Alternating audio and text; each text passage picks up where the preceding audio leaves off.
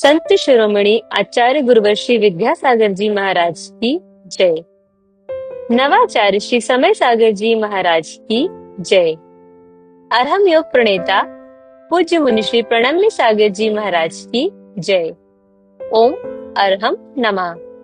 स्वाध्याय प्रेमी बंधुओं, युग श्रेष्ठ आचार्य भगवान श्री 108 विद्यासागर जी महाराज के सरस्वती पुत्र अभीक्ष्ण ज्ञानोपयोगी प्राकृत विद्य अरहम योग प्रणेता मुनि श्री प्रणम्य सागर जी द्वारा रचित नई छड़ाला का अनूठा स्वाध्याय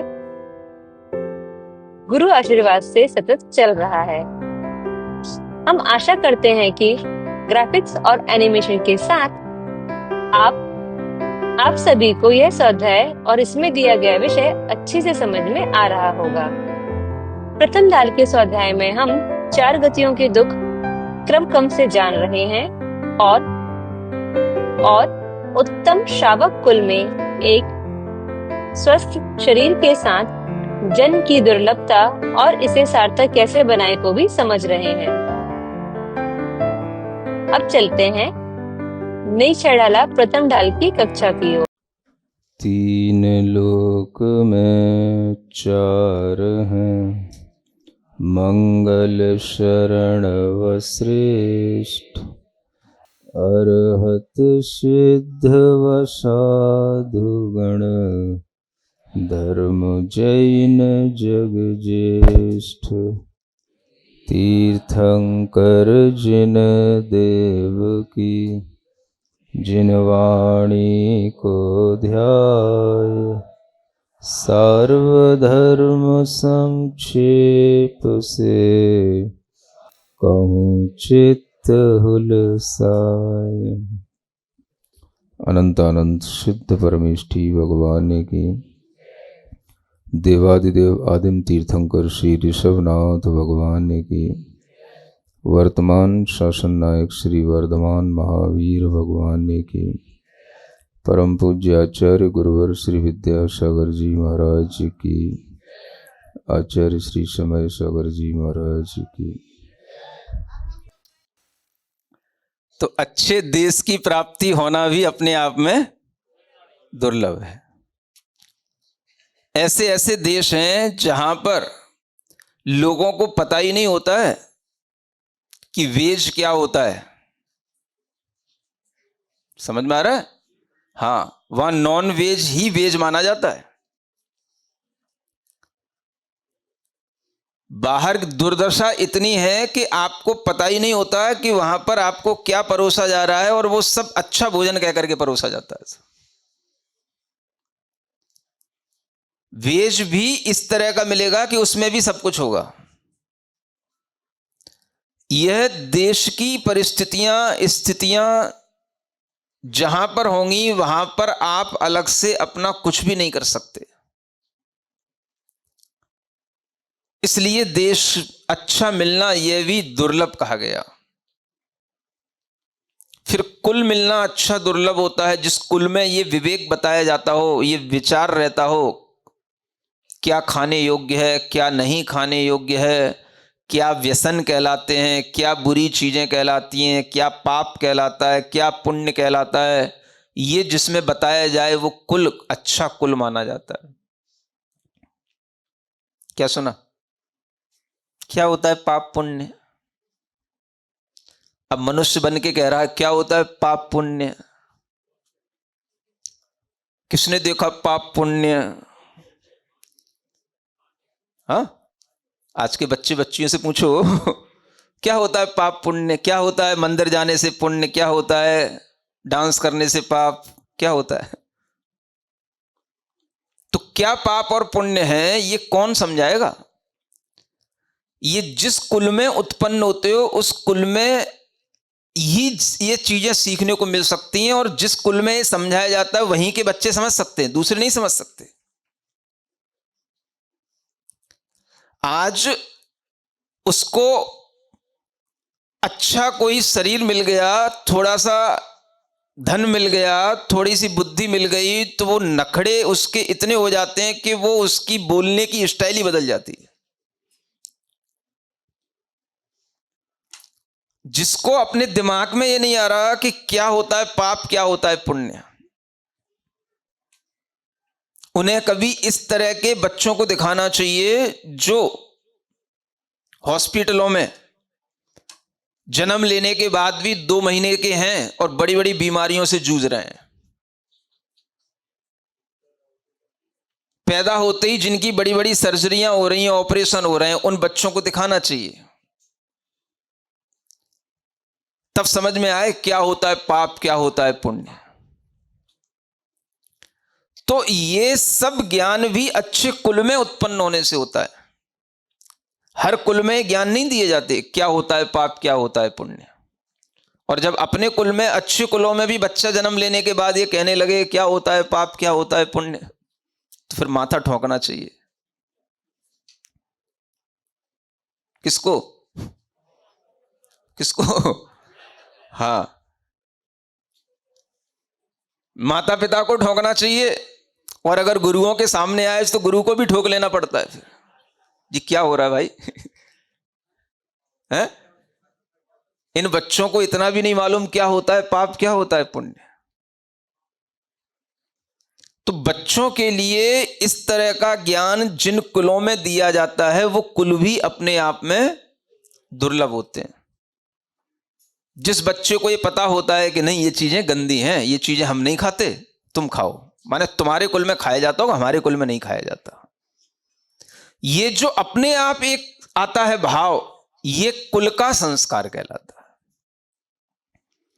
अच्छे कुल में जन्म लिया बच्चा अपने आप मंदिर आ जाता है। अच्छे कुल में जन्म लिया बच्चा अपने आप अच्छी चीजें सीखने लग जाता है। अच्छे कुल में जन्म लिया बच्चा अपने आप गुरु के पास आकर के नमोस्तु करने लग जाता है। उसे सिखाना नहीं पड़ता, अपने आप सीख जाता है वो। और एक को सिखाना पड़ता है तो वह भी सीख करके भी, मम्मी कहती है बेटा पैर छू ले महाराज के, तो वो गया, यहां पे उसने हाथ लगाया, पैर छू लिया। तो उससे कहना पड़ता बेटा पैर छू ले, तो उसने पैर छू लिया। फिर उसे बताना पड़ता ये पैर नहीं है, ये घुटना है। तो पैर कहां है? तो फिर उसे पैर बताना पड़ता है। तो पैर छूने को कहा था, छू लिया उसने। फिर नहीं बेटा माथे पे लगा ले, तो ये भी बताना पड़ता है कि बेटा पैर छू के माथे पे लगा ले। ये हर बच्चे को नहीं बताना पड़ता। कुछ बच्चे अपने आप ही या तो देख करके सीख लेते हैं या खुद उनके पास में ऐसा संस्कार होता है कि हाँ पता है पैर छुए हैं तो कहां लगाना है। और एक होता है बस पैर छूने आया तो बस पैर छू के चल दिया, छू लिया, बस उसने छूने को कहा था ना, छू लिया। तो ये भी एक संस्कार है ना कि छू करके, अब ये भी कहना पड़ेगा छू करके माथे पे लगा ले। समझ में आ रहा? तो हर चीज बतानी पड़ती है। अच्छे कुलों के संस्कार होते हैं तो बच्चे अपने आप बैठते हैं, अपने आप अभिवादन करते हैं, प्रणाम करते हैं, अपने आप चरण स्पर्श करते हैं, अपने आप अच्छी अच्छी चीजों को ग्रहण करते हैं। ये अच्छे कुलों के संस्कारों से होता है। नहीं है तो जहां पे नहीं होता तो वहां पे कुलों के संस्कार है ही नहीं, तो ये भी दुर्लभ होता है। फिर अच्छे कुल प्राप्त करके अच्छी इंद्रियों की प्राप्ति होना, इंद्रियों की पूर्णता होना। कहीं जन्म से ही अंध हो जाते हैं, पैरालिसिस होता है, तरह तरह की बीमारियां जन्म से लेकर के आते हैं। इंद्रियां भी सही नहीं होती, तो इंद्रियों का सही होना ये और दुर्लभ है। उसके आगे निरोगता होना और दुर्लभ है। पूरी इंद्रियां मिलना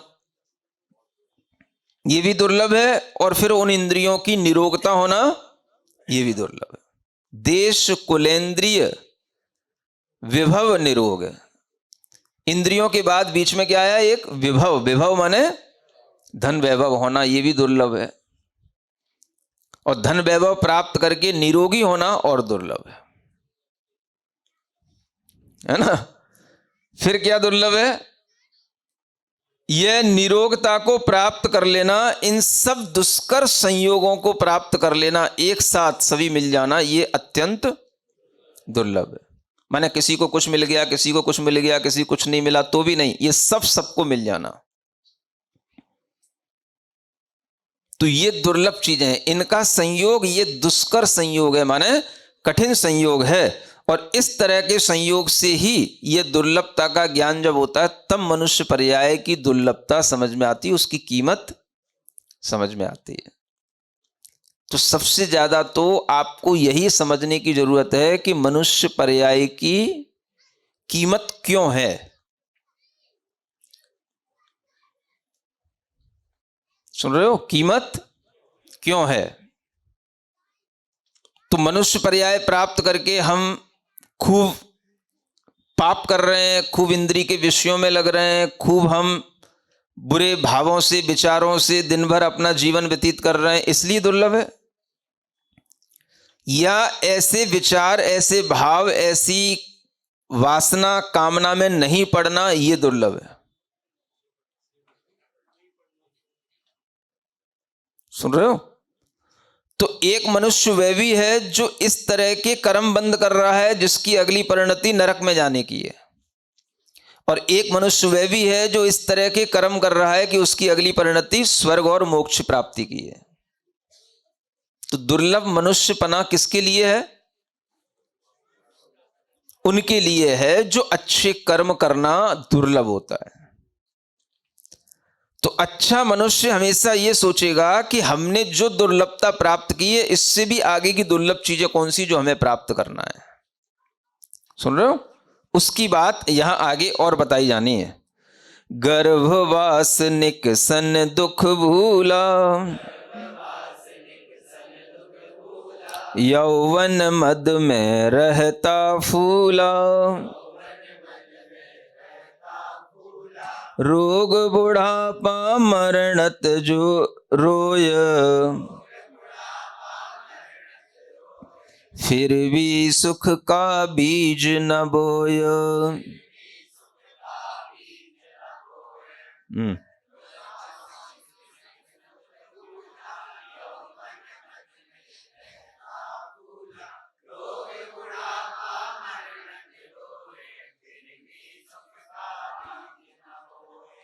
अब आगे कहते हैं, ये जो चीजें हैं जो सब आपको पता हैं, फिर भी रिमाइंड तो कराना ही पड़ता है। गर्भवास निकसन दुख भूला, यौवन मद में रहता फूला। गर्भवास में रहना, वहां से निकसन माने निकलना, इन सब का दुख जिस समय पर हुआ वो अत्यधिक था, लेकिन होने के बाद वह सब भूल गया। युवा हो गया, यौवन आ गया, तो यौवन के मद में फूल गया, तो सारा दुख वह भूल गया कि हमने कितना कष्ट उठाया था गर्भ में आने का, कितने कष्ट से हमारा जन्म हुआ था, कैसे हम कष्ट के साथ बड़े हुए, कैसे हमारे अंदर धीरे धीरे विचार आया, बुद्धि विवेक जागृत हुआ, और अब हम यौवन में आकर के इतने फूल गए। कैसे फूल गए कि सब भूल गए। है फूलने का मतलब सब भूल गए, क्या कष्ट था, क्या दुख था। अब यहां आने के बाद में हम और नए नए तरीके से अपने जीवन में इस तरह का और कर्म बंद करने लग गए कि आगे के लिए हमारे लिए अब ऐसा जन्म मिलना भी मुश्किल हो जाए। तो यह एक आम आदमी की कहानी है, सबके साथ ये होता है। और इसी बीच में ये ज्ञान मिले तो कुछ आदमी संभलता है। रोग आएंगे, बुढ़ापा आएगा, मरेगा, फिर रोएगा, सब करेगा, लेकिन फिर भी सुख का बीज न बोए। सही सुख क्या है, कहां से हमें सच्चे सुख की प्राप्ति होती है, उस सुख का संस्कार कैसे मिले, उसका ज्ञान कैसे मिले, ये नहीं सोचता कभी। जो संसार का सुख है, इंद्रियों का सुख है, ये सुख उसके लिए सुख लगता है, और वह सच्चा जो सुख है वह उसे पता ही नहीं होता, इसलिए वो उसका कभी बीज कहाँ बोया जाता है इसको पता ही नहीं होता, तो इसलिए बीज बो नहीं पाता। तो आम आदमी की तरह वह जन्म लेता है, बढ़ता है, रोग आदि होते हैं, बुढ़ापा आता है और मर जाता है। तो सुख का बीज तो तब बोया जाए जब उससे कोई सुख का आभास हो कि सुख कहाँ है, इसी को उसने सुख समझ रखा है। जो भी हमें यौवन का सुख मिल रहा है ये यौवन का सुख है, तो ये कब तक चलेगा? जब तक यौवन रहेगा। यौवन कब तक रहेगा? जब तक हम रहेंगे तब तक यौवन रहेगा। क्यों रहेगा? क्योंकि हमारे पास जिम है,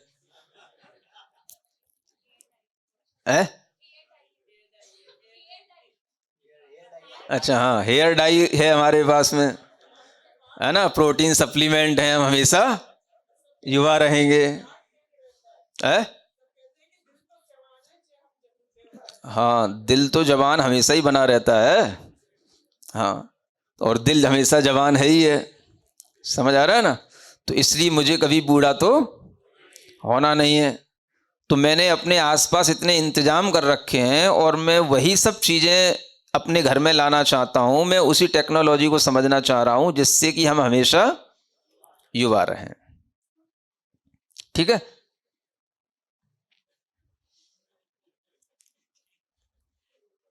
ठीक है ना।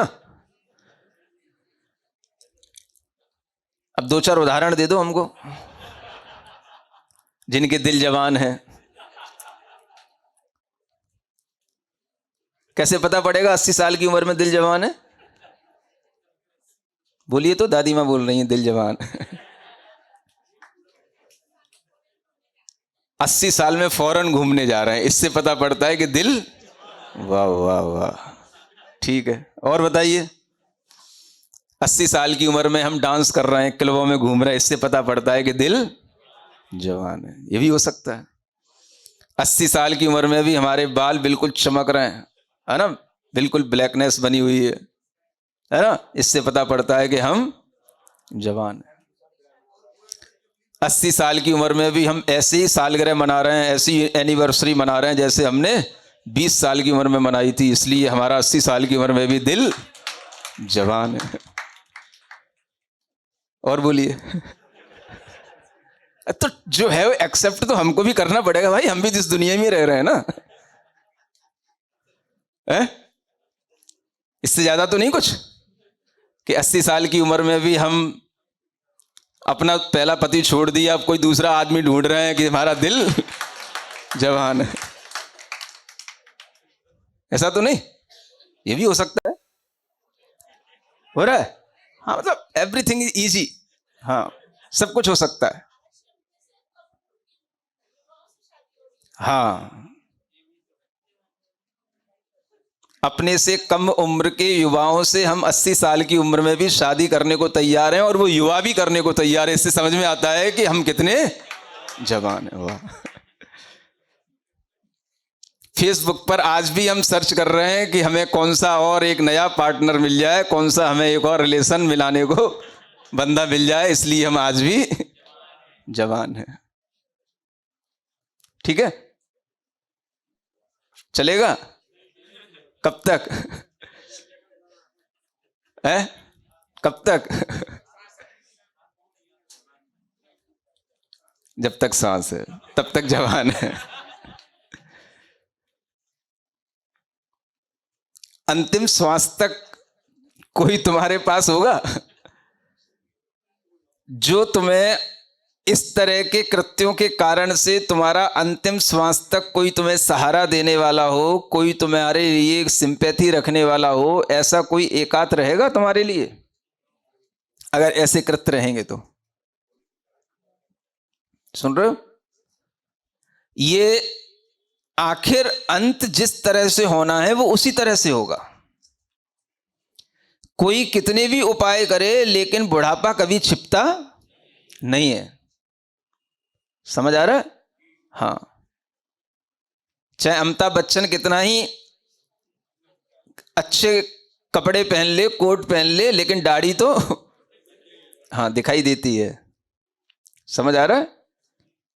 एक्शन दिखाई देते हैं, शरीर पर उसका असर आएगा, चाहे आप कितने ही डाइटिशियन से मिलकर के कितनी अच्छी डाइट ले लो आप, इससे ज्यादा क्या करोगे? बोलो। तो जवान जवान जवान जवान कहते हुए बुढ़ापे को आप एक तरीके से धोखा दे रहे हो। तो आप उस बुढ़ापे में अपने आप को बचाते हुए भी अपने आप को जवान कह करके भी कुछ करने को तैयार नहीं हो, जो कम से कम बुढ़ापे में तो किया जाता है ना। मतलब कुछ बुढ़ापे में भी करने लायक होता है, जब आदमी को लगता है कि भाई अब मेरा ये वाला पीरियड निकल गया है, अब ये दूसरा हमारे लिए एक पीरियड शुरू हो गया है, तो अब इसमें तो कुछ करने लायक होता, तो हमने उसको भी जवान जवान कह करके उसको भी हमने अंधा बन करके उसको भी निकालना शुरू कर दिया। नहीं समझ में आ रहा है? हाँ, माने हमें देखना ही नहीं है कि हाँ आंखें मूंद लेना, जानबूझ करके अंधे बनना, ताकि हमारे लिए कभी ये मौका ही ना मिले कि जो हमें कम से कम अंत समय तक करने लायक कार्य होता था उसको भी हम कर पाए। उसकी तरफ देखना ही नहीं। अभी तो आपकी 80वीं एनिवर्सरी मनाई जा रही है मम्मी, अभी तो हम 90 भी मनाएंगे। हाँ अभी कुछ नहीं, हाँ सेंचुरी मनाएंगे, आप चिंता नहीं करो। तो बेटा भगवान हो गया तुम्हारा।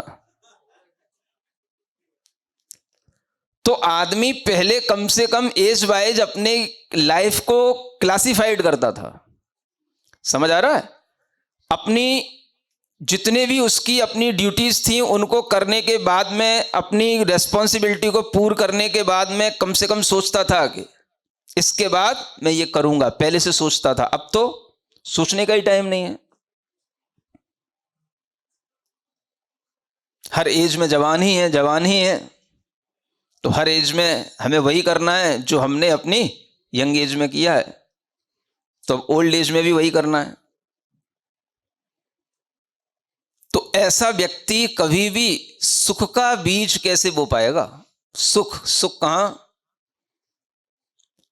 तो वह विलासिता में सुख ढूंढ रहा है, पहनने ओढ़ने में, घूमने फिरने में, खाने पीने में, नाचने कूदने में, इंद्रियों के भोग में, इनमें सुख ढूंढ रहा है। तो ऐसे सुख को ढूंढने वाले लोग के लिए कहा जा रहा है कि इसने कभी ये सीखा ही नहीं, जाना ही नहीं कि सुख क्या है, सुख किसे कहते हैं। जिसने दुख को ही सुख मान रखा है तो अब उसे क्या समझाया जाए? क्या कहा? हाँ, अब जिसने दुख को ही सुख मान रखा है, माने जिन चीजों में दुख है उसी को वे सुख मान की उसकी एक धारणा बनी हुई है कि नहीं, जब पिएंगे तभी सुख मिलेगा, जिसकी धारणा बन गई, तो अब उसको कौन समझाएगा? तो इस तरह के विपरीत बुद्धि के साथ चलने वाले लोगों के लिए ही यह विचार किया जाता है कि इसने अपने जीवन में इन्हीं दुखों को सुख मान करके पूरा जीवन निकाल दिया, लेकिन सुख का बीज नहीं बोया, सच्चे सुख का बीज ना बोए। और बोने के लिए टाइम ही नहीं या फिर मेंटेलिटी नहीं। और वो क्यों नहीं? तो वो इसी कारण से नहीं। सुन रहे हो? हाँ, कितना शौक चढ़ पड़ा है एनिवर्सरी, मैरिज एनिवर्सरी मनाने का, हद होती है। 80 साल की उम्र में 80-80 लाख खर्च करते हैं एक दिन की पार्टी के लिए, एनिवर्सरी मनाने के लिए। मंदिर में कहो तो 11,000 रुपए मुश्किल से निकलते हैं, हाथ पैर जोड़ने पड़ते हैं अध्यक्ष और मंत्रियों को। तब भी पूछेंगे हमारा नाम लिखा जाएगा कि नहीं मंदिर में? हाँ, जहां मनुष्यों की ऐसी दशा होने लगेगी, जिस जैनियों की ऐसी दशा होने लगेगी, तो इससे समझ में आएगा कि अब ये जैन होकर के आगे के जन्म में कहां जाएंगे। जिस समय पर आदमी दान पुण्य करके, तीर्थ यात्रा करके अपने जीवन को संभालता है, जीवन भर के किए हुए मोह पाप से अपने को बचाता है। जिस उम्र में आदमी अपने अगले जीवन के लिए कुछ पुण्य अर्जित करता है, उस एज में, उस समय पर जब आदमी इस तरह की विलासिताओं में डूब करके अगले जन्म के लिए पाप बंद करेगा, तो उसकी परिणति क्या होगी, ये आप खुद इन्हीं चित्रों को देख करके समझ सकते हैं, इन्हीं ढालों को पढ़ के समझ सकते हैं। जब संभलने का टाइम होता है, उस समय हम और बिगड़ रहे हैं। एक आदमी को आभास होता है कि भाई अब हमें परलोक के लिए कुछ करना है, आत्मा को आगे भी सुख पाना है, तो कुछ सुख यहां पर बीज तो बो, तब तो आगे के सुख पाएंगे। तो मोह में तो 80-80 लाख खर्च हो रहे हैं, और धर्म के लिए कहो तो 1 लाख बहुत बड़ी चीज है। उसके लिए कई लोगों को मन बनवाना पड़ता है, हाथ पैर जुड़वाने पड़ते हैं, तब बड़ी मुश्किल से कहीं वो 1 लाख निकालेगा। ये जिनकी मानसिकताएं हैं वो समझें कि हम जिस उम्र में हमें अगली जीवन की तैयारी अच्छी से करनी चाहिए, हम अगले जीवन को और बिगाड़ने की तैयारियां कर रहे हैं। और ये जीवन कौन बिगाड़ेगा? तो तुम्हारे ही घर के बच्चे बिगाड़ेंगे, तुम्हारी खुद की अपनी मानसिकता बिगाड़ेगी। अगर तुम्हें ही अपने अंदर ये समझ होती तो इस तरह के कार्यों में न लग करके सोचा जाता कि इससे हमें कौन सा सुख मिल रहा है। 18 जो एनिवर्सरी मनाने जा रहे हैं, हमें इससे कौन सा सुख मिलने वाला है। 80 लाख एक पार्टी के लिए, एक दिन के लिए खर्च करना कौन सी अक्ल की बात है ये? महाराज हमारे पास पैसा है, आपको क्या दिक्कत है? कोई ये भी कह सकता है? हाँ, तो भाई दिक्कत कुछ नहीं है, दिक्कत कुछ भी नहीं है, क्योंकि हमें तुम्हारे ना पार्टी में आना है, ना हमें तुम्हारी इससे कोई प्रयोजन है। दिक्कत कुछ नहीं है। दिक्कत तो सिर्फ इतनी है कि जब हम जीव के हित के बारे में सोचते हैं तो हमें लगता है ये जीव अपना तो अहित कर ही रहा है, और अपने पास में ऐसे और सैकड़ों लोगों को बुला करके उनका भी मन ऐसा ही बना रहा है। तो वे जो उसके 200 लोग 500 लोग उसकी पार्टी में जब खड़े हो जाते हैं, तो वे भी कहते हैं मेरा भी जब 80 में आएगा तो मैं भी ऐसे ही मनाऊंगा।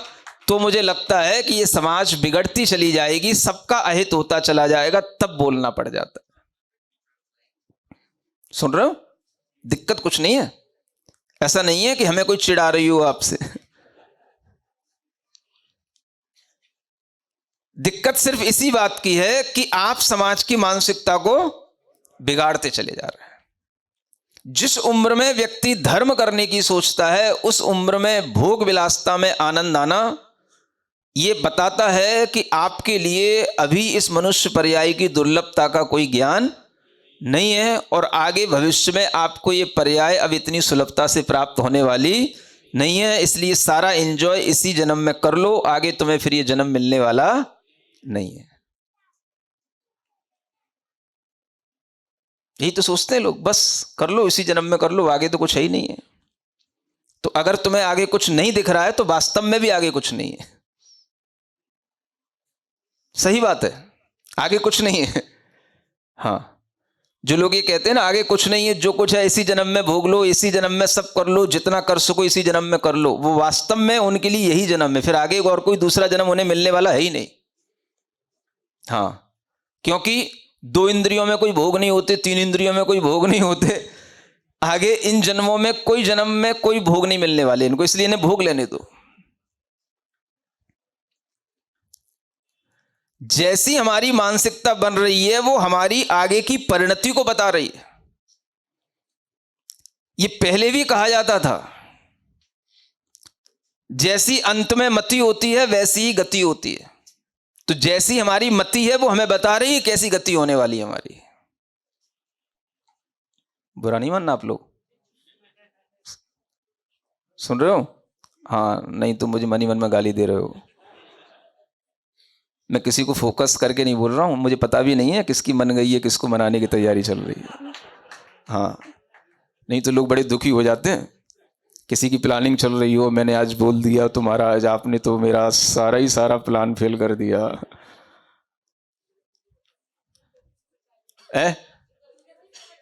दुर्गति से बचा लिया, जो पैसा बच गया वो और दे देना इधर ही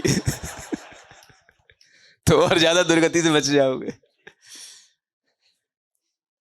ये बचाने की बात है, तो आपके अंदर लगेगा कि हाँ अगर हम बच रहे हैं तो अच्छा लगेगा, और हम उसी में पच रहे हैं तो आपको बुरा लगेगा। तो इसलिए हमें सोचना चाहिए कि ये जो समाज के लोग दूसरों को देख देख करके कौन सी ये कल्चर आ रही है बाहर से, जिसमें अब उम्र का कोई विभाजन नहीं, उम्र के अनुसार कोई चाल चलन नहीं, उम्र के अनुसार कोई भी धर्म कर्म की बात नहीं, उम्र के अनुसार कोई भी साज सज्जा की बात नहीं, उम्र की कोई दरकार ही नहीं, किसी भी उम्र में कुछ भी।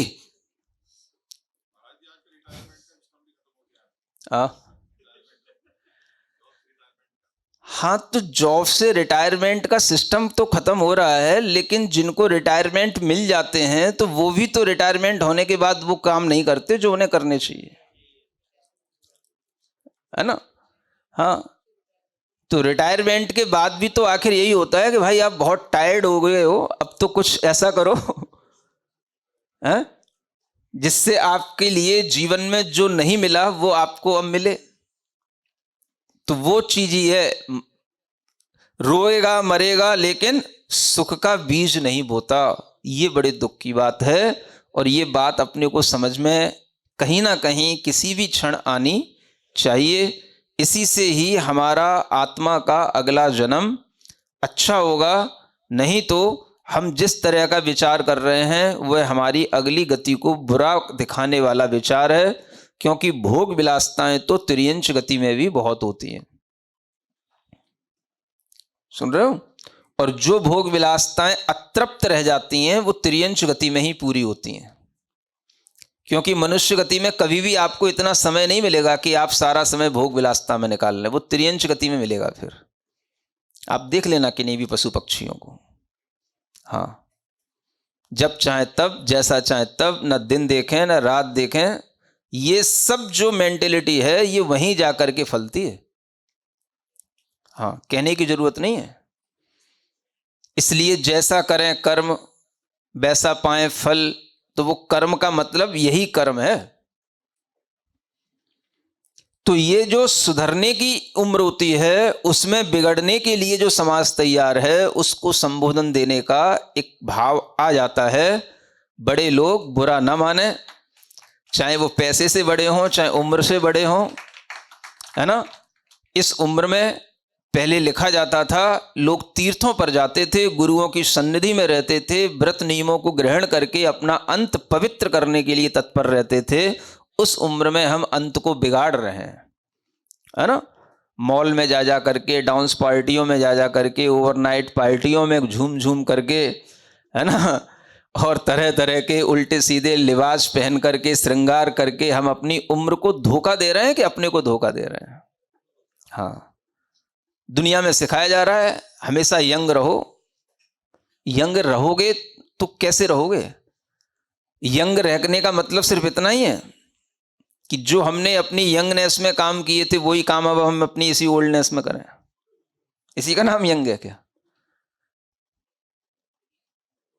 ये विचार जब तक नहीं आएगा तब तक आप दुनिया के इस अंधकार में, इस संस्कृति में अपने आप को विकृत बनाते हुए अपना आगे का परलोक बिगाड़ेंगे। ये विचार जरूर करना चाहिए। इसलिए कभी ना कभी सोचना है कि मुझे अपने जीवन में सुख का बीज बोना है। ठीक है। सिरिजिणवाणी जग कल्याणी जग जन मदतम मोहरी जणमण हारी गढ़हर हारी जम जरा भव रोग हरि तिथ्य राणम दिव्य झुणिम जो पढ़ई सुणई मय्ये धारई राणम सौख मणंतम धरिय सासद मोक्ष पदम पावै सासद मोक्ष पदम पावै। हम सभी को अपने पुण्य की अनुमोदना करनी चाहिए, क्योंकि जिन मुनिराज ने इस ग्रंथ की रचना की, उन्हीं के श्रीमुख से इसका स्वाध्याय करने का सौभाग्य हमें प्राप्त हुआ है, जो अपने आप में दुर्लभ है। तो आपके मन में जितने भी प्रश्न उठे, उनको अपने तक रोके नहीं, हमारे माध्यम से मुनिश्री तक पहुंचाएं और समस्त शंकाओं का समीचीन समाधान पाएं। अपने प्रश्नों को के माध्यम से हम तक पहुंचाएं। आप सभी को हर कक्षा में मिलेगा अभ्यास प्रश्न, जिसके माध्यम से आप अपने ज्ञान को प्रगाढ़ बनाएं।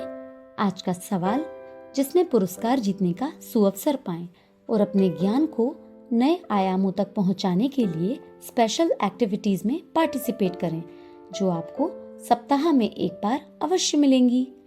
तो देर किस बात की, आज ही अपने बच्चों को, मित्रगणों को और परिवारजनों को इससे जोड़ें और अपना और उनका पुण्य बढ़ाएं। इस स्वाध्याय में अपनी चंचला लक्ष्मी का उपयोग करके प्रणम्य वाणी देवदूत बनने के लिए इस नंबर पर संपर्क करें 9310781008।